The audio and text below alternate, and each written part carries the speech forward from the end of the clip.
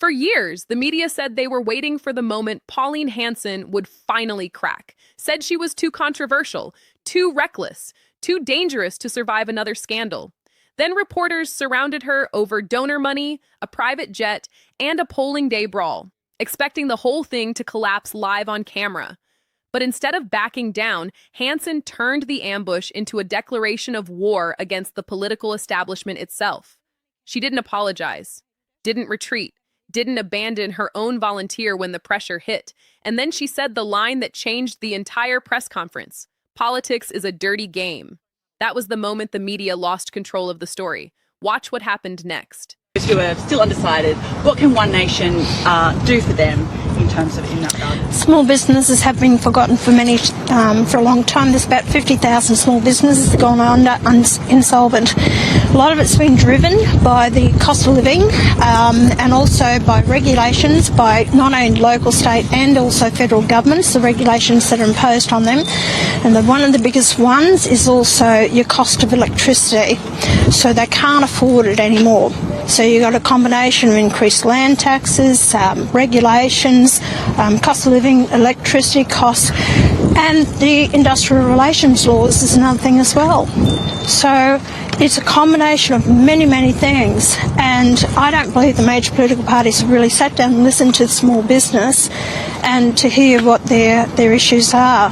We can't keep driving them into the ground.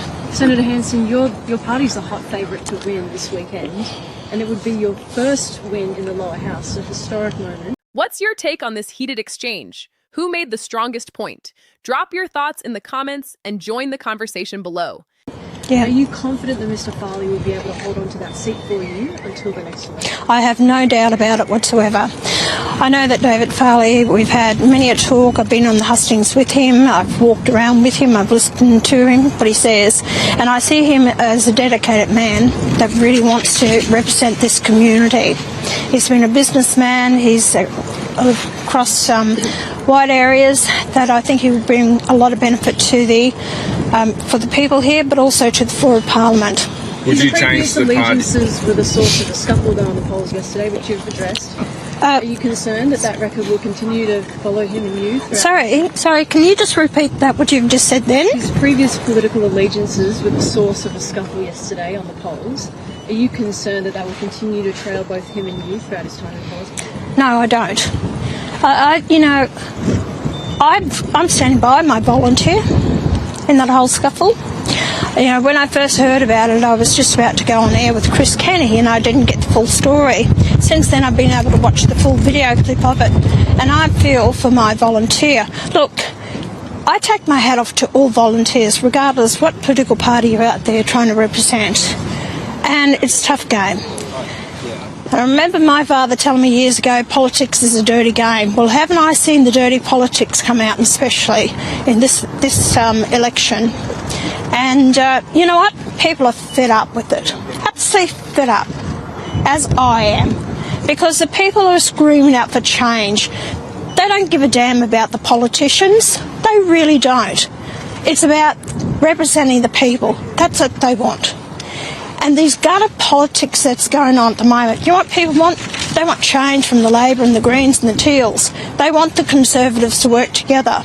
But all I see is this backhanded having a go, and it's not working.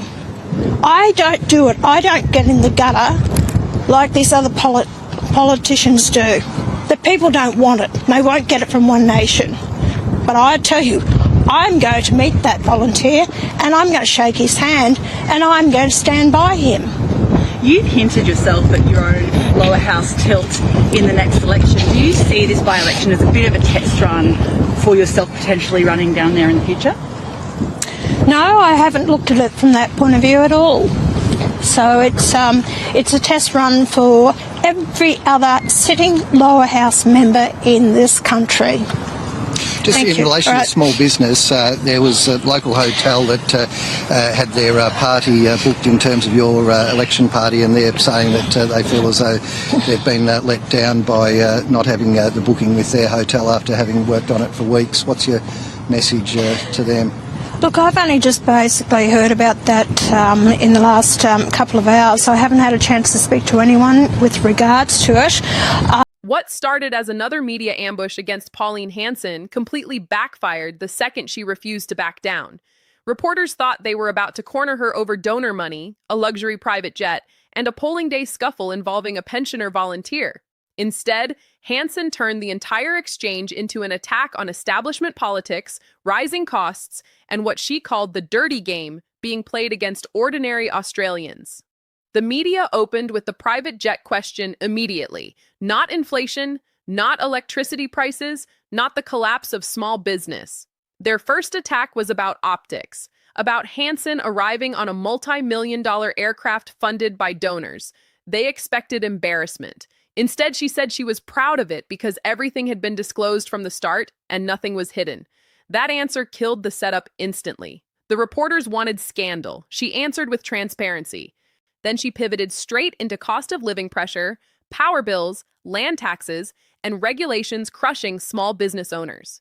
Hanson framed the issue as proof that major parties have stopped listening to ordinary Australians while businesses continue collapsing under financial pressure. But the real turning point came when reporters brought up the volunteer involved in the polling booth scuffle. The question was designed to attach controversy directly to Hanson and her campaign. Instead, she flipped the narrative completely. Hanson said she watched the full video and stood by her volunteer. Then came the line that changed the tone of the entire exchange. Politics is a dirty game. That was the moment she stopped defending one volunteer and started attacking the political system itself.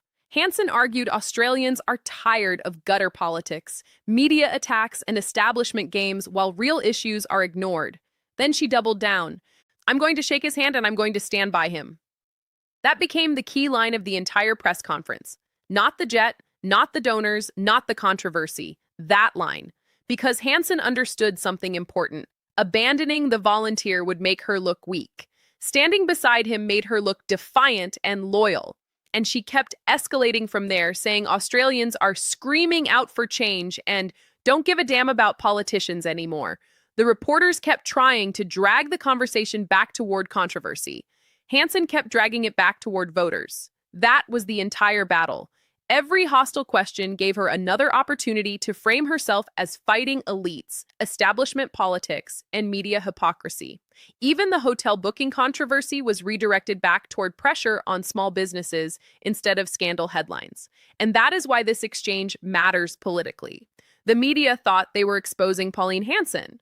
Instead, Hanson used the entire press conference to reinforce the exact image her supporters already believe, that she is one of the few politicians willing to fight the political class directly and still stand beside her people when controversy hits. Drop a comment and tell me, did Pauline Hanson completely flip this media ambush back onto the establishment, or are the controversies finally catching up with One Nation?